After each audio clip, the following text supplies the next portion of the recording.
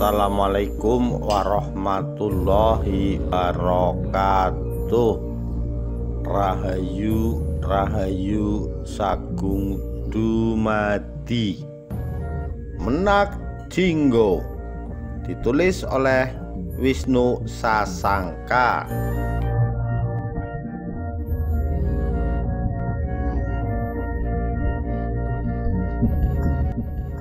Bagian 1. Persidangan di Siti Inggil.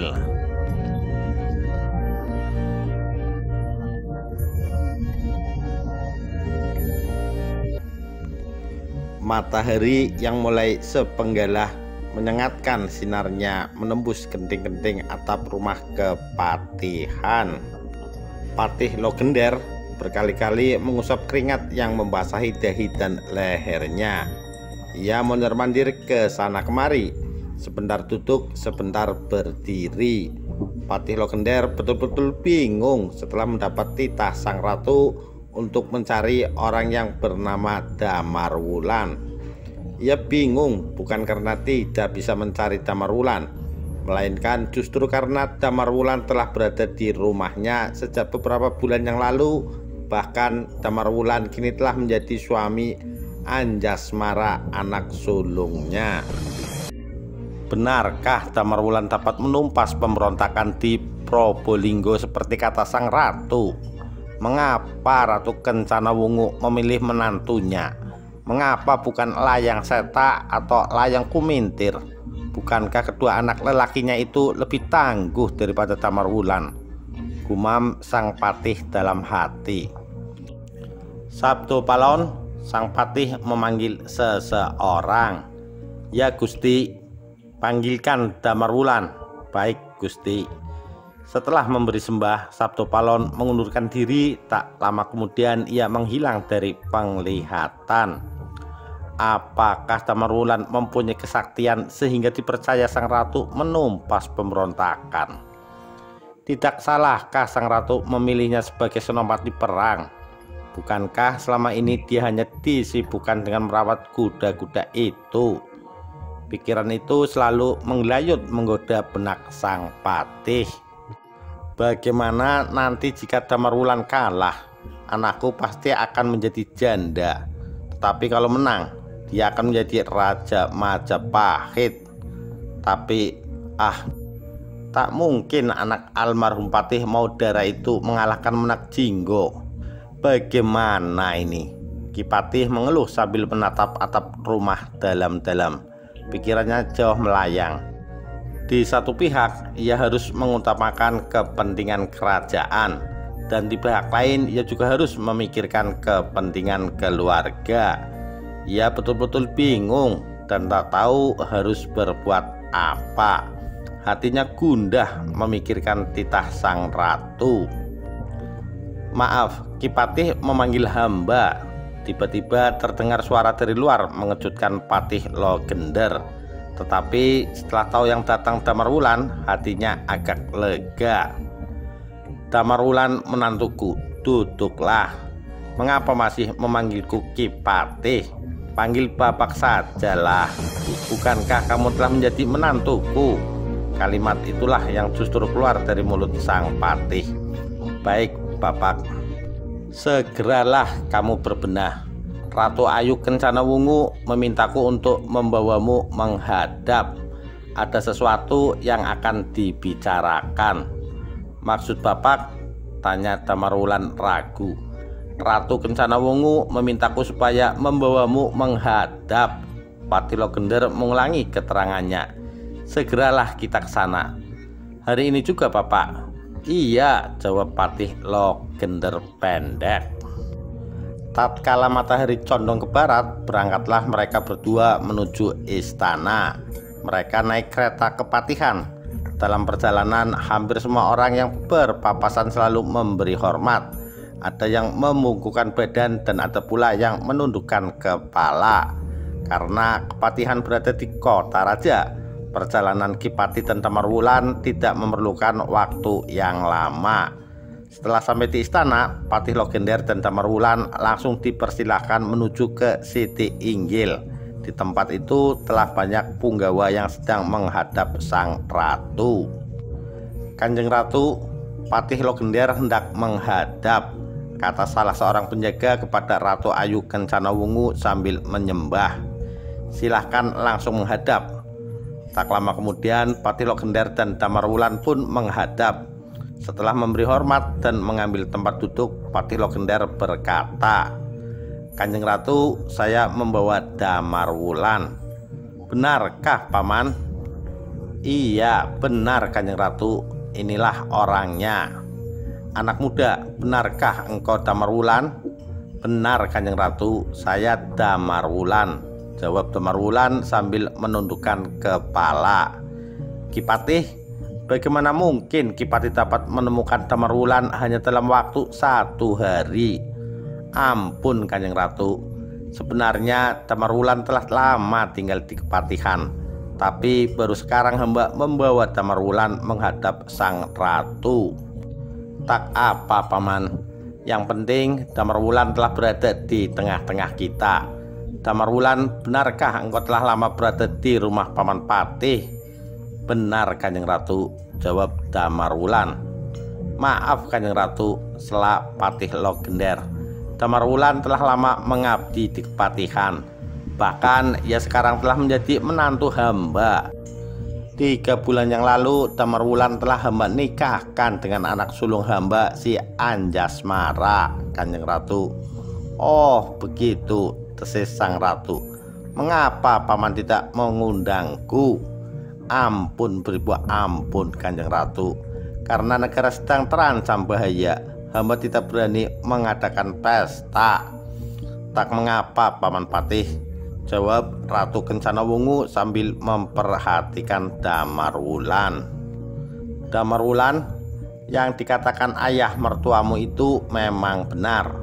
Saat ini Adipati Blambangan atau Menak Jinggo sedang memberontak kepada Majapahit. Korban telah banyak berjatuhan. Beberapa hari yang lalu Paman Adipati Tuban gugur di tangan Menak Jinggo." Ratu Ayu Kencana Wungu berhenti sejenak. "Karena itulah saya meminta bantuanmu Damar Wulan," lanjut sang ratu. "Bantuan apakah yang Kanjeng Ratu inginkan?" tanya Damar Wulan sambil memberi sembah. "Sanggupkah engkau menumpas pemberontakan itu?" "Jika Kanjeng Ratu menitahkan, hamba siap melaksanakan tugas itu sebaik-baiknya Kanjeng Ratu." "Baiklah, jika berhasil menumpas pemberontakan itu, engkau akan kuangkat menjadi Raja Majapahit. Apakah engkau mempunyai kemampuan untuk mengalahkan Menak Jinggo Damar Wulan?" "Hamba akan berusaha Kanjeng Ratu." "Baiklah Damar Wulan, kalau boleh tahu siapakah sebenarnya nama orang tuamu?" "Kanjeng Ratu," Patih Logender menyela, "Damar Wulan adalah anak mendiang Patih Maudara." "Hah? Apa Paman Patih? Anak mendiang Patih Maudara?" "Betul Kanjeng Ratu." Pantas kalau begitu. Saya tidak meragukan kemampuanmu Damar Wulan. Segeralah berangkat ke Probolinggo. Menak Jinggo telah berada di Probolinggo dan mendirikan pakuwon di sana. Kalau begitu, kurang lebih 6 atau 7 hari lagi mereka akan memasuki kota raja Kanjeng Ratu." "Benar Damar Wulan, pesanku segera tangkap hidup atau mati si Menak Jinggo itu dan bawa ke hadapanku." "Baik Kanjeng Ratu."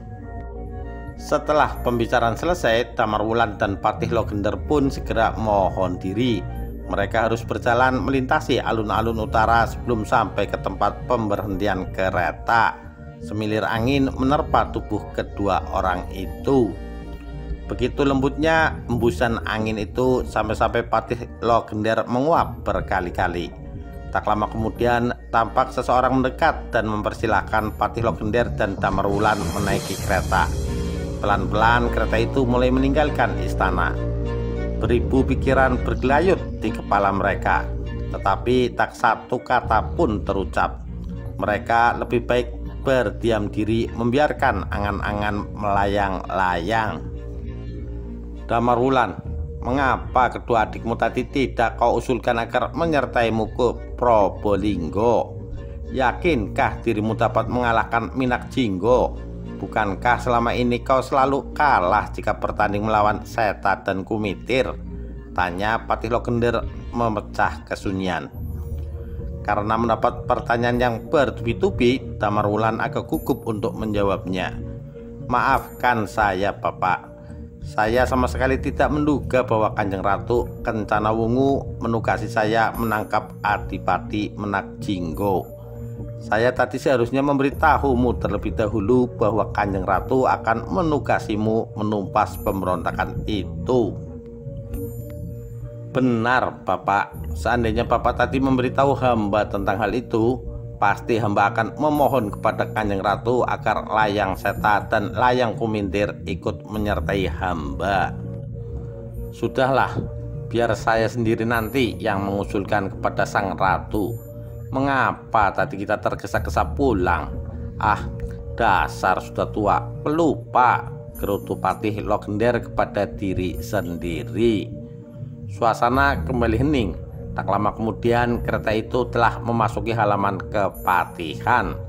Setelah tali kuda ditarik oleh sang kusir, kereta pun segera berhenti. Sang kusir cepat melompat dan dibukanya pintu kereta.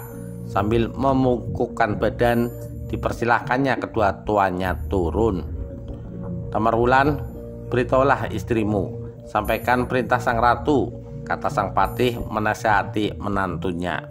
Baiklah, Bapak. Mudah-mudahan ia mengizinkan hamba. Pandai-pandailah mengambil hatinya. Setelah berpisah di pendopo, kedua orang itu pun berpisah. Patih Logender langsung ke ruang dalam, sedangkan Damar Wulan harus berbelok ke sebelah kiri ruangan. Setelah itu barulah ia berjalan ke arah belakang. Tempat tinggal Damar Wulan dan istrinya memang agak jauh dari rumah induk, tetapi masih dalam kompleks kepatihan. Ketika Patih Logender dan Damar Wulan datang, hampir semua kerabat kepatihan mengetahuinya. Kanda Damar Wulan, berhentilah sebentar, panggil Layang Seta dan Layang Kumintir hampir bersamaan. Damar Wulan sama sekali tidak menyangka jika akan bertemu Layang Seta dan Layang Kumintir di tempat itu. Biasanya meskipun hari telah senja, kedua adik iparnya itu masih berada di luar kepatihan. Lagi pula Damar Wulan sedang kebingungan bagaimana menjelaskan titah Kanjeng Ratu kepada istrinya nanti. Kanda Damar Wulan, berhentilah sebentar. Kanda dari mana? Sangat rapi pakaiannya, tanya Layang Seta. Damar Wulan menengok ke kiri. Dilihatnya kedua adiknya berjalan beriringan mendekatinya. Baru saja diajak bapak menghadap Kanjeng Ratu. Wih, dari sana ya? Mengapa hanya Kanda Damar Wulan yang diajak? Timpal Layang Kumitir. Saya juga tidak tahu. Bapak tadi sebenarnya akan mengajakmu juga, tetapi kalian tidak berada di taman kesatrian, jawab Damar Wulan menghibur. Ayo Kanda, kita temui ayah, ajak Layang Kumitir sambil menarik tangan Layang Seta. Damar Wulan hanya bisa berdiam diri menyaksikan tingkah laku adik iparnya itu. Setelah keduanya berlalu, ia langsung menuju gandok atau bagian rumah yang terletak di sebelah kanan belakang gedung utama kepatihan. Demikian kisah Minak Jinggo bagian pertama, persidangan di Siti Inggil. Kita nantikan bagian selanjutnya. Sekian, terima kasih. Wassalamualaikum warahmatullahi wabarakatuh. Rahayu Rahayu Sagung Dumadi.